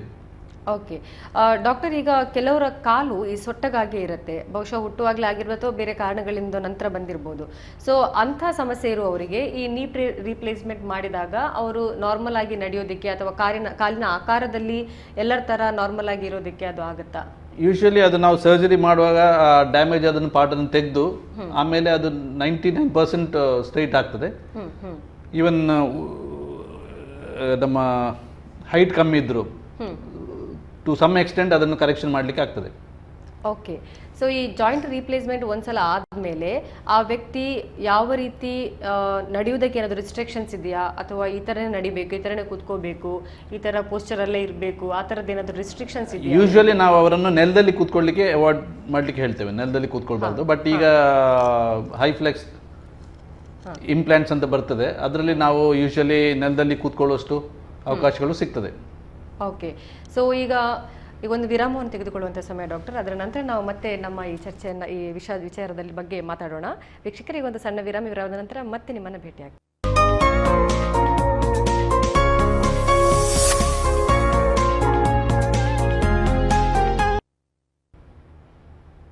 ವೀಕ್ಷಕರೇ, ವಿರಾಮದ ನಂತರ ಮತ್ತೆ ಆರೋಗ್ಯ ಸ್ಪರ್ಶ ನೇರ ಪ್ರಸಾರ ಕಾರ್ಯಕ್ರಮಕ್ಕೆ ನಿಮಗೆಲ್ಲರಿಗೂ ಆತ್ಮೀಯವಾದ ಸ್ವಾಗತ. ನಮ್ಮ ಜೊತೆಗೆ ಇದ್ದಾರೆ ಡಾಕ್ಟರ್ ಬಿ ಸಚ್ಚಿದಾನಂದ ರೈ, ಯುನಿಟಿ ಹಾಸ್ಪಿಟಲ್ ಮಂಗಳೂರು. ಇವರು ಈ ಗಂಟು ಸವೆತದ ಬಗ್ಗೆ ಮಾತಾಡ್ತಾ ಇದ್ರು. ಡಾಕ್ಟರ್, ಈ ಗಂಟು ಸವೆತಗಳನ್ನು ಯಾವ ರೀತಿ ತಡೆಗಟ್ಟಬಹುದು? ಗಂಟು ಸವೆತದಿಂದ ಬರುವಂತಹ ಕಾಯಿಲೆ ಅದೊಂದು ರೋಗ ಅಲ್ಲ. ಸೊ ಅದಕ್ಕೆ ನಾವು ಅದನ್ನು ಪ್ರಿವೆಂಟ್ ಮಾಡಲಿಕ್ಕೂ ಅಂದರೆ ಎಕ್ಸಸೈಸ್ ಮಾಡೋದ್ರಿಂದ, ಲಯಬದ್ಧವಾದಂಥ ಎಕ್ಸಸೈಸ್ ಮಾಡೋದ್ರಿಂದ, ಅಥವಾ ಕೆಲವು ಈಗ ನೆಲದಲ್ಲಿ ಕೂತ್ಕೊಳ್ಳೋದು ಅದನ್ನೆಲ್ಲ ಅವಾಯ್ಡ್ ಮಾಡೋದ್ರಿಂದ ಅದನ್ನು ತಡೆ ಹಿಡಿಬೋದು. ಓಕೆ. ಸೊ ಈ ಗಂಟು ಸವೆತಕ್ಕೆ ಏನಾದರೂ ಸ್ಪೆಷಲೈಸ್ಡ್ ಆಗಿ ಇಂಜೆಕ್ಷನ್ಸ್ ಇದೆಯಾ? ಯೂಶಲಿ ನಾವು 2-3 ಇಂಜೆಕ್ಷನ್ಸ್ಗಳು ಇರ್ತದೆ. ಅರ್ಲಿ ಸ್ಟೇಜಸ್ನಲ್ಲಿ ಇಂಜೆಕ್ಷನ್ ಕೊಟ್ಟರೆ ಸ್ವಲ್ಪ ಹೆಲ್ಪ್ ಆಗ್ಬೋದು. ಬಟ್ ಒಮ್ಮೆ ಕಂಪ್ಲೀಟ್ ಡ್ಯಾಮೇಜ್ ಆದರೆ, ಜಾಯಿಂಟ್ ಡ್ಯಾಮೇಜ್ ಆದರೆ ಏನೂ ಮಾಡ್ಲಿಕ್ಕೆ ಆಗೋದಿಲ್ಲ. ಅದಕ್ಕೆ ಜಾಯಿಂಟ್ ರಿಪ್ಲೇಸ್ಮೆಂಟ್ ಸರ್ಜರಿ ಒಂದು ಸೂಕ್ತವಾದಂತಹ ಚಿಕಿತ್ಸೆ. ಅದಕ್ಕಿಂತ ಆರಂಭದ ಹಂತದಲ್ಲಿ ನಾವು ಇಂಜೆಕ್ಷನ್ ಕೊಡೋದ್ರಿಂದ ಅದನ್ನು ಸ್ವಲ್ಪ ಮಟ್ಟಿಗೆ, ಈಗ ಒಂದು 50 ವರ್ಷದಲ್ಲಿ ನೋವು ಶುರುವಾದರೆ ಒಂದು 60 ವರ್ಷ ತನಕ ಅದನ್ನು ತಳ್ಬೋದು. ಎಕ್ಸಸೈಸ್ ಹೇಳಿಕೊಡೋದ್ರಿಂದ, ಫಿಸಿಯೋಥೆರಪಿಯಿಂದಾಗಿ, ಈ ಎಲ್ಲ ವಿಧಾನಗಳಿಂದ ಅದನ್ನು ನಾವು ಒಂದು 10 ವರ್ಷ 15 ವರ್ಷ ಅವರಿಗೆ ಮಾತ್ರೆ ಇಲ್ಲದೆ ಅವರು ನೋವನ್ನು ಸಹಿಸುವಂತಹ ಒಂದು ಸ್ಥಿತಿಯಲ್ಲಿದ್ದರೆ ಅದಕ್ಕೆ ಆಪರೇಷನ್ ಅವಶ್ಯಕತೆ ಇಲ್ಲ. ಯಾವಾಗ ಅವರಿಗೆ ಮಾತ್ರೆ ಇಲ್ಲದೆ ಸ್ವಲ್ಪನೂ ಅವರಿಗೆ ದೈನಂದಿನ ಕಾರ್ಯಕ್ರಮ ಮಾಡಲಿಕ್ಕೆ ಅವರಿಗೆ ತೊಂದರೆ ಬರ್ತದೆ, ಆ ಸಮಯದಲ್ಲಿ ಮಾತ್ರ ನಾವು ಶಸ್ತ್ರಚಿಕಿತ್ಸೆಯನ್ನು ಅವರಿಗೆ ಹೇಳ್ತೇವೆ ಯೂಶುವಲಿ ಮಾಡಬೇಕಾಗುತ್ತೆ. ಓಕೆ. ಈಗ ಈ ಇಂಜೆಕ್ಷನ್ ಕೊಡೋದು ಅಂತಾದ್ರೆ ಅದಕ್ಕೆ ಏನಾದರೂ ಟೈಮ್ ಗ್ಯಾಪ್ ಇದೆ, ಇಷ್ಟು ಟೈಮ್ ಹೊರಗಡೆ, ಮೇ ಬಿ ಫಾರ್ 1 ಮಂತ್ ಆ ಥರ? ಯೂಶಲಿ ಮೊದಲೆಲ್ಲ ಸ್ಟೀರಾಯ್ಡ್ ಇಂಜೆಕ್ಷನ್ ಕೊಡ್ತಾ ಇದ್ರು, ಆದರೆ ಆಕ್ಚುಲಿ ಈಗ ಅದನ್ನು ನಾವು ಅವಾಯ್ಡ್ ಮಾಡ್ತೇವೆ. ಸ್ಟೀರಾಯ್ಡ್ ಇಂಜೆಕ್ಷನ್ಸ್ ಅನ್ನು ಯೂಶಲಿ ಗಂಟಿ ಈಗ ಕೊಡೋದಿಲ್ಲ. ಆಕ್ಚುಲಿ ಅದ್ರ ಡ್ಯಾಮೇಜ್ ಆಗ್ತದೆ, ಇನ್ನೂ ಹೆಚ್ಚು ಡ್ಯಾಮೇಜ್ ಆಗ್ತದೆ, ಮತ್ತೆ ಇನ್ಫೆಕ್ಷನ್ ಆಗೋ ಚಾನ್ಸಸ್ ಎಲ್ಲ ಇರ್ತದೆ. ಸೊ ಅದನ್ನು ಯೂಶಲಿ ಈಗ ಸ್ಟೀರಾಯ್ಡ್ಸ್ ಇಂಜೆಕ್ಷನ್ ಅನ್ನು ಗಂಟಿಗೆ ಯಾರು ಹೆಚ್ಚಾಗಿ ಕೊಡೋದಿಲ್ಲ. ಅದರ ಬದಲು ನಮ್ಮ ಹೈಲುರಿಕ್ ಆಸಿಡ್ ಅಂತ ಇರ್ತದೆ, ಅದು ಈಗ ಕೆಲವು ವೈಲ್ಸ್ ಇಂಜೆಕ್ಷನ್ಸ್ ಬಂದಿದೆ, ಅದನ್ನು ಕೊಡ್ತೀವಿ. ಅಥವಾ ಇನ್ನೊಂದು PRP ಅಂತ ಇಂಜೆಕ್ಷನ್ಸ್ ಇರ್ತದೆ, ಅದನ್ನು ನಾವು ಯೂಶಲಿ ಇದನ್ನು ಕೊಡ್ತೀವಿ. ಇದು ಯೂಶಲಿ ಕೆಲವು ಇಂಜೆಕ್ಷನ್ಸ್ ಎಲ್ಲ ನಾವು ವಾರ ಬಿಟ್ಟು ವಾರ, ಹಾಗೆ 3 ವಾರಕ್ಕೆ 3 ಇಂಜೆಕ್ಷನ್ಸ್, ಅಥವಾ ಕೆಲವು ಇಂಜೆಕ್ಷನ್ಸ್ ಆದರೆ ಬರೀ 2 ಇಂಜೆಕ್ಷನ್ಸ್, ಕೆಲವು ಬರೀ 1 ಇಂಜೆಕ್ಷನ್ ಕೊಟ್ಟರೆ ಸಾಧಾರಣ 1 ವರ್ಷದಿಂದ 1.5 ವರ್ಷ ತನಕ ಅದರ ನೋವನ್ನು ನಾವು ತಡೆ ಹಿಡಿಬಹುದು. ಓಕೆ. ಸೊ 1-2 ಇಂಜೆಕ್ಷನ್ ಅಲ್ಲಿ ಅವುಗಳನ್ನು ಸಾಧಾರಣ 1.5-2 ವರ್ಷ ತನಕ ಅವರಿಗೆ ನೋವಿಲ್ಲದೆ ಆರಾಮಾಗಿ ಅವರಷ್ಟಿಗೆ ಓಡಾಡುವಂತಹ ಇದು ಇಂಜೆಕ್ಷನ್ಸ್ ಕೂಡ ಇದೆ. ಸೊ ಈ ಎಲ್ಲ ನೋವುಗಳಿಗೆ ಸಾಮಾನ್ಯವಾಗಿ ಕೊಡುವಂತದ್ದು ನೋವು ನಿವಾರಕ ಮಾತ್ರೆಗಳನ್ನ. ಸೊ ಈ ನೋವು ನಿವಾರಕ ಮಾತ್ರೆಗಳನ್ನ ತುಂಬಾ ಸಮಯದವರೆಗೆ ಕನ್ಸ್ಯೂಮ್ ಮಾಡ್ತಾ ಇದ್ರೆ ಅದರಿಂದ ಏನಾದ್ರು ದುಷ್ಪರಿಣಾಮ ಇದೆಯಾ? ಯೂಶಲಿ ಅದಕ್ಕೆ ನಾವು ಈ ಸರ್ಜರಿ ಯಾಕೆ ಅಡ್ವೈಸ್ ಮಾಡೋದಂದ್ರೆ, ಈ ತುಂಬಾ ಪೇಷಂಟ್ಗಳು ಕಂಟಿನ್ಯೂಸ್ ಆಗಿ ಟ್ಯಾಬ್ಲೆಟ್ಸ್ ಅಲ್ಲಿ ಇರೋದ್ರಿಂದ ಅವರಿಗೆ ಕಿಡ್ನಿಯ ಮೇಲೆ ಅಥವಾ ನಮ್ಮ ಹೊಟ್ಟೆಯೊಳಗೆ ಅಲ್ಸರ್ಗಳು ಅಂಥದ್ದೆಲ್ಲ ಪ್ರಾಬ್ಲಮ್ ಆಗಿರೋದ್ರಿಂದ ಅವರಿಗೆ ನಾವು ಯೂಶಲಿ ಅವರಿಗೆ ಸಜೆಸ್ಟ್ ಮಾಡ್ತೇವೆ. ಈಗ ಯಾರಿಗೆ ಮಾತ್ರೆ ಇಲ್ಲದೆ ನೋವು ಕಂಟ್ರೋಲ್ ಮಾಡ್ಲಿಕ್ಕೆ ಆಗೋದಿಲ್ಲ, ದೈನಂದಿನ ಕಾರ್ಯಕ್ರಮಕ್ಕೆ ಮಾತ್ರೆ ತಗೊಂಡ್ರೆ ಅಂಥವರಿಗೆ ಸರ್ಜರಿ ಮಾಡೋದು ಒಂದು ಉತ್ತಮ ಇದು ಅಂತ ಹೇಳ್ಬೋದು ನಾವು. ಸೊ ಲಾಂಗ್ ಟೈಮ್ ಹಾಗಿದ್ರೆ ಮೆಡಿಸಿನ್ ಅನ್ನು ತಗೊಳ್ಳೋದು ಒಳ್ಳೆಯದಲ್ಲ. ಆದಷ್ಟು ಅಂತ ಪೇಷಂಟ್ಗಳಿಗೆ ನಾವು ಸರ್ಜರಿ ಅಡ್ವೈಸ್ ಮಾಡ್ತೇವೆ. ಇಲ್ಲದಿದ್ರೆ ಅವರಿಗೆ ನಾವು ಒಮ್ಮೊಮ್ಮೆ ನೋವು ಬರ್ತದೆ ಅಂಥವರಿಗೆ ಯೂಶಲಿ ಸರ್ಜರಿಗೆ ಅವಶ್ಯಕತೆ ಆ ಸಮಯದಲ್ಲಿ ಇರುವುದಿಲ್ಲ. ಮುಂದೆ ಕೆಲವು ವರ್ಷ ಆದಮೇಲೆ ಅವಕಾಶಗಳು ಬರ್ಬೋದು. ಆದರೆ ಯೂಶಲಿ ಯಾರು ಕಂಟಿನ್ಯೂಸ್ ಮಾತ್ರೆಯಲ್ಲೇ ಇರ್ತಾರೆ, ಮಾತ್ರೆ ತಗೊಳ್ಳೋದು ಅವರಿಗೆ ಸ್ವಲ್ಪನೂ ಕಮ್ಮಿ ಆಗೋದಿಲ್ಲ, ಫಿಸಿಯೋಥೆರಪಿ ಮಾಡಿಯೂ ಸ್ವಲ್ಪನೂ ನೋವು ಕಮ್ಮಿ ಆಗೋದಿಲ್ಲ, ಮತ್ತು ಈ ನಾವು ಕೆಲವು ಬೆಲ್ಟ್ ಅಂತ ಹೇಳಿದೆಲ್ಲ ಅಂಥದ್ದೆಲ್ಲ ಕೊಟ್ಟು ಅವರಿಗೆ ಸ್ವಲ್ಪನೂ ಇದು ಕಮ್ಮಿ ಆಗೋದಿಲ್ಲ, ಇಂಜೆಕ್ಷನ್ ಕೊಟ್ಟರೂ ಕಮ್ಮಿ ಆಗೋದಿಲ್ಲ. ಆ ಸಮಯದಲ್ಲಿ ಯೂಶಲಿ ನಾವು this is the last option and it's A good option. Okay. So doctor, ಈಗ ಯೋಗ ಹೇಳುತ್ತೊಂದು ಈಗ ಟ್ರೆಂಡ್ ಆಗಿಬಿಟ್ಟಿದೆ, ತುಂಬ ಜನ ಯೋಗಾಭ್ಯಾಸಗಳನ್ನು ಮಾಡ್ತಾರೆ. ಸೊ ಈ ಯೋಗಾಭ್ಯಾಸಗಳನ್ನು ಮಾಡೋದ್ರಿಂದ ಈ ಗಂಟು ನೋವುಗಳನ್ನು ತಡೆ ಹಿಡಿಯೋದಕ್ಕೆ ಆಗತ್ತಾ? ಇದಕ್ಕೆ ಪರಿಹಾರ ಇದೆಯಾ? ಆ್ಯಕ್ಚುಲಿ ನೀ ಪೇಯ್ನಿಗೆ ಯೋಗ ಮಾಡೋದ್ರಿಂದ ಹೆಚ್ಚು ಉಪಕಾರ ಇಲ್ಲ. ಆ್ಯಕ್ಚುಲಿ ನಾವು ಬೆಂಡ್ ಮಾಡೋದ್ರಿಂದ ಇನ್ನೂ ಅದರನ್ನು ಡ್ಯಾಮೇಜ್ ಆಗೋ ಚಾನ್ಸಸ್ ಇರ್ತದೆ. ಬಟ್ ಈ ಬ್ರೀದಿಂಗ್ ಎಕ್ಸಸೈಸ್ ಮಾಡೋದ್ರಿಂದ ಏನಾದರೂ ಮಾಡಿದರೂ ತೊಂದರೆ ಬರಲಿಕ್ಕಿಲ್ಲ. ಬೇರೆ ಅವರ ಆರೋಗ್ಯಕ್ಕೆ ಒಳ್ಳೆಯದಾಗ್ತದೆ ಗೊತ್ತಿಲ್ಲ. ಬಟ್ ಗಂಟಿಗೆ ಯೂಶಲಿ ಅದು ಒಳ್ಳೇದಲ್ಲ. ನೆಲದಲ್ಲಿ ಕೂತ್ಕೊಂಡು ನಾವು ಮಾಡೋದ್ರಿಂದ ಅಲ್ಲ. ಯಂಗ್ ಏಜಲ್ಲಿ ಮಾಡಿದರೆ ಪರವಾಗಿಲ್ಲ. ಈ ವಯಸ್ಸಾದಾಗೆ ನಾವು ಮಾಡ್ತಾ ಹೋದರೆ ನಮಗೆ ಆಲ್ರೆಡಿ ಡ್ಯಾಮೇಜ್ಡ್ ಜಾಯಿಂಟ್ಸ್ ಉಂಟಲ್ಲ, ಅದು ನಾವು ಹೆಚ್ಚು ಸರ್ತಿ ನಾವು ಬೆಂಡ್ ಮಾಡಿ ಸ್ಟ್ರೈಟ್ ಮಾಡ್ತೀವಿ, ಅಷ್ಟು ಡ್ಯಾಮೇಜ್ ಜಾಸ್ತಿ ಆಗ್ತಾ ಹೋಗ್ತದೆ. ಓಕೆ ಓಕೆ ಡಾಕ್ಟರ್, ಈಗ ಈ ಗಂಟು ನೋವು ಇರುವಂತವರು ವಾಕಿಂಗ್ ಮಾಡಿದ್ರೆ ಒಳ್ಳೇದಾ ಅಥವಾ ಜಾಗಿಂಗ್ ಮಾಡಿದ್ರೆ ಒಳ್ಳೇದಾ? Walking is the best exercise. Actually brisk walking ಅಂತ ಹೇಳ್ತೀವಲ್ಲ, ಅದು ಬೆಸ್ಟ್ ಎಕ್ಸಸೈಸ್. ಎಷ್ಟು ಬೇಕಾದ್ರೂ ನಡಿಬೋದು. ಅವರಿಗೆ ದಿವಸಕ್ಕೆ 5 ಕಿಲೋಮೀಟರ್ ನಡಿಲಿಕ್ಕೆ ಆದ್ರೆ ನಡಿಬೋದು, ಅದರಿಂದ ಏನೂ ತೊಂದರೆ ಆಗೋದಿಲ್ಲ. ಬಟ್ ಈ ಜಾಗಿಂಗ್ ಮಾಡೋದ್ರಿಂದ ಮತ್ತೆ ಅದು ಈ ಮೊಣೆಗಂಟು ಮೇಯ್ನ್ ಆಗಿ ಅದಕ್ಕೆ ಅದು ಜಾಯಿಂಟ್ ಲೋಡಿಂಗ್, ನಾವು ಓಡ್ತಾ ಇರುವಾಗ ನಮ್ಮ ಬಾಡಿ ವೆಯ್ಟ್ ಎಲ್ಲ ಗಂಟು ಮೇಲೆ ರಿಪೀಟೆಡ್ ಟ್ರಾಮಾ ಆಗ್ತಾ ಇರ್ತದೆ. ಅದು ಅದಕ್ಕೋಸ್ಕರ ಅದನ್ನು ಜಾಗಿಂಗ್ ಅವಾಯ್ಡ್ ಮಾಡೋದು ಒಳ್ಳೆಯದು. ವಾಕಿಂಗ್ ಎಷ್ಟು ಬೇಕಾದ್ರೂ ಮಾಡ್ಬೋದು, ಅದರಿಂದ ಏನು ತೊಂದರೆ ಬರೋದಿಲ್ಲ. ಸೊ ಡಾಕ್ಟರ್, ನಾವು ಇಲ್ಲಿಯವರೆಗೆ ನಾವು ಈ ಮಣಿಗಂಟುಗಳ ಇರುವಂತಹ ಗಂಟು ನೋವಿನ ಅಥವಾ ಸವೆತದ ಬಗ್ಗೆ ಮಾತಾಡ್ತಿದ್ವಿ. ಈಗ ನಮ್ಮ ಈ ಬೆನ್ನು ಮೂಳೆಗಳಲ್ಲಿಯೂ ಕೂಡ ಸವೆತ ಕಾಣುವಂತ ಸಾಧ್ಯತೆ ಇದೆಯಾ? ಎಲ್ಲೆಲ್ಲೆಲ್ಲ ಜಾಯಿಂಟ್ ಇರ್ತದೆ ಅಲ್ಲೆಲ್ಲ ಸವೆತಗಳು ಸಾಧ್ಯತೆಗಳು ಇರ್ತವೆ. ಯಾಕೆಂದ್ರೆ ಈವನ್ ಬೆನ್ನು ಹಾಗೆ ಪ್ರತಿ ಸರ್ತಿ ನಾವು ಬೆಂಡ್ ಆಗಿ ಎದ್ದಾಗ ಪ್ರತಿ ಸರ್ತಿ ಮೂವ್ಮೆಂಟ್ ಜಾಯಿಂಟ್ ನಲ್ಲಿ ಎಲ್ಲೆಲ್ಲಿ ಮೂವ್ಮೆಂಟ್ ಆಗ್ತದೆ, ಆ ಜಾಯಿಂಟ್ ಮಧ್ಯದಲ್ಲಿ ಕಾರ್ಟ್ಲೇಜ್ ಅಂತ ಇರ್ತದೆ, ಅದು ಆಕ್ಚುಲಿ ವ್ಯಾರಂಟೇರ ಆಗಿ ಬರುವಂತಹ ನೋವುಗಳಿದು. ಬೆನ್ನು ನೋವಿನಲ್ಲಿ ಬೆನ್ನಿನ ಸವೆತದಲ್ಲೂ ನಾವು ನೋವು ಬರ್ತದೆ, ಕುತ್ತಿಗೆಯಲ್ಲೂ ಸವೆತ ಆಗಿ ಬರುವಂಥದ್ದು, ಅದಕ್ಕೆ ನಾವು ಸರ್ವೈಕಲ್ ಸ್ಪಾಂಡ್ಲೋಸಿಸ್ ಅಂತ ಹೇಳ್ತೀವಿ. ಕೆಳಗೆ ಬೆನ್ನಿನಲ್ಲಿ ಆದರೆ ಲಂಬಾರ್ ಸ್ಪಾಂಡ್ಲೋಸಿಸ್ ಅಂತ ಹೇಳ್ತೀವಿ. ಇದೆಲ್ಲ ಸವೆತದ ಒಂದೊಂದು ಇದು ಸವೆತದಿಂದ ಬರುವಂತಹ ಬೆನ್ನು ನೋವುಗಳು. ಓಕೆ, ಸೊ ಈಗ ಈ ಬೆನ್ನು ಮೂಳೆಗಳಲ್ಲಿ ಸವೆತ ಉಂಟಾದಂತ ಸಂದರ್ಭದಲ್ಲಿ ಅವರಲ್ಲಿ ಯಾವ ರೀತಿಯ ಲಕ್ಷಣಗಳು ಕಾಣಿಸುತ್ತೆ? ಬೆನ್ನು ನೋವು ಹೇಳುವಂತದ್ದು ಎಲ್ರಿಗೂ ಇರುತ್ತೆ, ಬೇರೆ ಬೇರೆ ರೀತಿಯಲ್ಲಿ ಇರುತ್ತೆ. ಅದೇ ಗಂಟಿ ನೋವಿನ ಹಾಗೆ ಬೆನ್ನು ನೋವಿಗೆ ಹಲವಾರು ಕಾರಣಗಳಿರ್ತದೆ. ಅದು ಬರೇ ಎಲುಬಿಂದ ಬರಬೇಕಾಗಿಂತೇನಿಲ್ಲ. ಈವನ್ ನಮ್ಮ ಹೊಟ್ಟೆಯಲ್ಲಿರುವಂತಹ ಇತರ ಇದರಲ್ಲೂ ಬೆನ್ನು ಬರಬಹುದು. ಆದ್ರೆ ಬೆನ್ನು ಸವೆತದಿಂದ ನೋವು ಬರುವಂತದ್ದು ಯೂಶುವಲಿ ಅದು ನಮ್ಮ ಈ ವಯಸ್ಸಾದಾಗ ಅವರಿಗೆ ಬೆನ್ನಿನ ಎಲುಬುಗಳು ಸವೆತ ಆಗಿ ನಮ್ಮ ಕಾಲಿಗೆ ಮತ್ತೆ ಕೈಗೆ ಬರುವ ನರಗಳೆಲ್ಲ ಬೆನ್ನಿಂದ ಬರುದು. ಯೂಶುವಲಿ ಸ್ಪೈನಲ್ ಕಾರ್ಡ್ ಇಂದ ಪ್ರತಿ 2 ಡಿಸ್ಕ್ ನಮ್ಮ ವರ್ಟೆಬ್ರಾ ಅಂತ ಹೇಳ್ತೀವಿ, ಆ ವರ್ಟೆಬ್ರಾ ಮಧ್ಯದಲ್ಲಿರುವಂತಹ ಸ್ಪೇಸ್ ನಲ್ಲಿಂದ ನಮ್ಮ ಕಾಲಿಗೆ ಮತ್ತೆ ಕೈಗೆ ಎಲ್ಲ ನರಗಳು ಬರುದು. ಸೊ ಅಲ್ಲಿ ಏನಾದ್ರೂ ಈ ಸವೆತ ಆಗಿ ಆ ಬರುವಂತ ನರಗಳ ಮೇಲೆ ಏನಾದ್ರೂ ಒತ್ತಡ ಬಿದ್ದರೆ ಆಗ ಅವರಿಗೆ ಕಾಲು ನೋವು ಅಥವಾ ಕೈ ನೋವಿನ ಲಕ್ಷಣಗಳು ಕಾಣ್ಬರ್ತದೆ. ಅದ್ರ ಜೊತೆಗೆ ಡಿಸ್ಕಿನಲ್ಲೂ ಬರ್ತದೆ. ಡಿಸ್ಕಿಂದಾಗಿಯೂ ಅದು ನರಕ್ಕೆ ಒತ್ತಿದ್ರೆ ಕೈಗಾಲು ಗಂಟುಗಳು ನೋವುಗಳು ಬರುವ ಸಾಧ್ಯತೆಗಳಿದೆ. ಸೊ ಈಗ ಈ ಬೆನ್ನಿನ ಮೂಳೆ ಸವೆತ ಆಗುವುದಕ್ಕೆ ಅದಕ್ಕೆ ಯಾವ ರೀತಿಯ ಚಿಕಿತ್ಸೆಗಳಿದೆ ಡಾಕ್ಟರ್?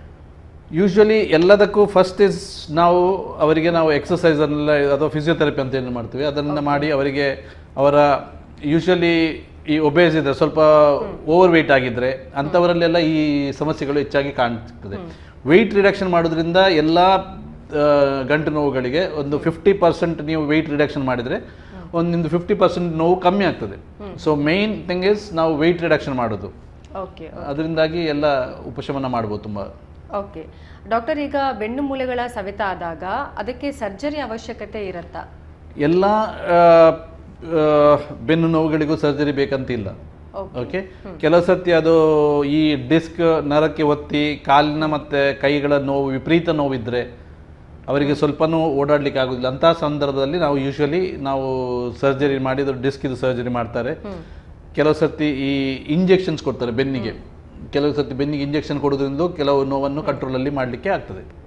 ಓಕೆ ಡಾಕ್ಟರ್, ಈಗ ಕೆಲವೊಂದು ಜೀವನ ಶೈಲಿಯಲ್ಲಿ ಕೂಡ ಒಂದೇ ರೀತಿಯ ಪೋಸ್ಚರಲ್ಲಿ ಕೂತ್ಕೊಳ್ಳುವಂಥದ್ದು ಅಥವಾ ರಾಂಗ್ ಪೋಸ್ಚರ್ ಆಗಿರ್ಬೋದು, ಅಥವಾ ನಾವು ಕೆಲಸ ಮಾಡುವಂಥ ವರ್ಕಿಂಗ್ ಸ್ಟೈಲ್ ಆಗಿರ್ಬೋದು, ಸೊ ಅದರಿಂದ ಈ ಬೆನ್ನು ಮೂಳೆಗೆ ಏನಾದರೂ ಪೆಟ್ಟಾಗುವಂಥ ಅಥವಾ ಸವೆತ ಆಗುವಂತಹ ಸಾಧ್ಯತೆಗಳಿದೆಯಾ? ಬೆನ್ನು ನೋವಿಗೆ ಮುಖ್ಯವಾಗಿ ನೀವು ಕೂತ್ಕೊಂಡೇ ಕೆಲಸ ಮಾಡ್ತಾ ಇದ್ರೆ ಕಂಟಿನ್ಯೂಸ್, ನಿಮ್ಗೆ ಈಗ 4 to 5 hours ಒಂದು ಆಫೀಸ್ ಜಾಬ್ ಕಂಟಿನ್ಯೂಸ್ ಕೂತ್ಕೊಳ್ಳುವಂಥ ಜಾಬ್ ಇದ್ದರೆ ಆ ಸಮಯದಲ್ಲಿ ನಾವು ಅವರನ್ನು ಸ್ವಲ್ಪ ಅಂದರೆ ಈಗ 4-5 years ಒಂದು ವರ್ಕ್ ಇದ್ದರೆ ಅವರನ್ನು ಕೂತ್ಕೊಳಿಸಿ ಕೆಲಸ ಮಾಡುವಾಗ ಒಂದು ½ an hour ಅಥವಾ 1 hour ಒಮ್ಮೆ ಬ್ರೇಕ್ ತಗೊಂಡವರು ಸ್ವಲ್ಪ ಸುತ್ತಾಡಿ ಬಂದು ಮತ್ತೆ ಕೂತ್ಕೊಂಡು ಕೆಲಸ ಮಾಡಿದರೆ ಅವರಿಗೆ ಸ್ವಲ್ಪ ಕಂಟ್ರೋಲಲ್ಲಿ ಇಡ್ಬೋದು ಅದನ್ನು.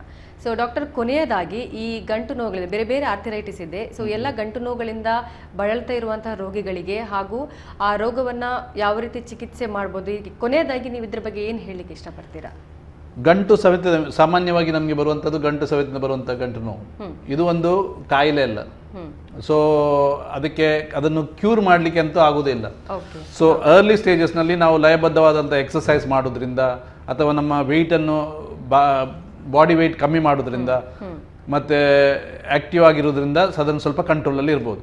ಒಂದು ವೇಳೆ ಅಡ್ವಾನ್ಸ್ ಸ್ಟೇಜಿಗೆ ತುಂಬ ಡ್ಯಾಮೇಜ್ ಆಗಿದೆ ಆ ಸಮಯದಲ್ಲಿ ಜಾಯಿಂಟ್ ರಿಪ್ಲೇಸ್ಮೆಂಟ್ ಸರ್ಜರಿಯನ್ನು ಧೈರ್ಯವಾಗಿ ಮಾಡಿಸ್ಕೊಳ್ಬೋದು. ಏನು ಇದರ ಬಗ್ಗೆ ಹೆದರಿಕೆ ಮಾಡುವಂಥ ಇದಿಲ್ಲ. ಯಾಕೆಂದರೆ ಈಗ 90 to 95% ಸಕ್ಸಸ್ ರೇಟ್ ಇದೆ. ಮೋರ್ ದೆನ್ 1 lakh ಸರ್ಜರೀಸ್ ನಮ್ಮ ದೇಶದಲ್ಲೇ ಆಗ್ತಾ ಇದೆ. ಸೊ ಇದರ ಬಗ್ಗೆ ಯಾರಿಗೂ ಹೆದರುವಂಥದ್ದೇನಿಲ್ಲ.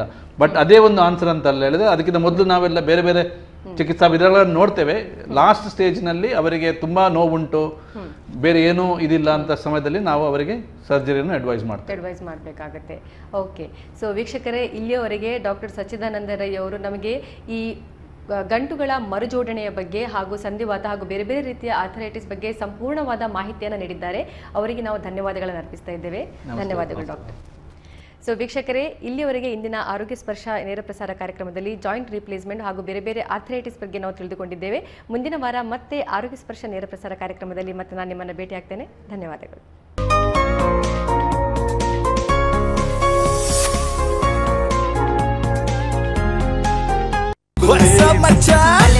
ನಮ್ಮ ಟಿವಿ ಫೇಸ್ಬುಕ್ ಪೇಜ್ ನ ಲೈಕ್ ಮಾಡಿ, ಯೂಟ್ಯೂಬ್ ಚಾನೆಲ್ ನ ಸಬ್ಸ್ಕ್ರೈಬ್ ಮಾಡಿ. ನಮ್ಮ ಎಲ್ಲಾ ಯೂಟ್ಯೂಬ್ ವಿಡಿಯೋ ಅಪ್ಡೇಟ್ಸ್ಗೆ ಬೆಲ್ ಐಕಾನ್ ಕ್ಲಿಕ್ ಮಾಡಿ. ನಮ್ಮ ಟಿವಿ, ಕರಾವಳಿ ಕರ್ನಾಟಕದ ನಾಡಿಮಿಡಿತ.